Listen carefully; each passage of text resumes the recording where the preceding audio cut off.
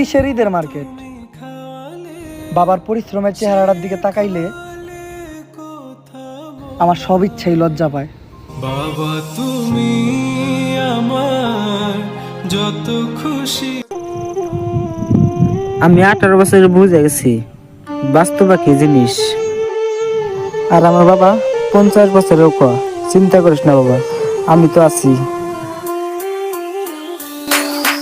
ছিলাম তখন ভালো, যখন হইলো আমার জন্ম মাথায় বুদ্ধি ছিল। দোয়া মন দিয়া করতে হয়, মুখ দিয়া না।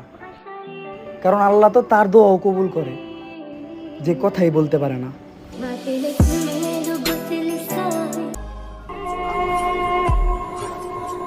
জীবন একবারই পাওয়া যায়, তাই কোনো জিনিসের অহংকার করো না। কারণ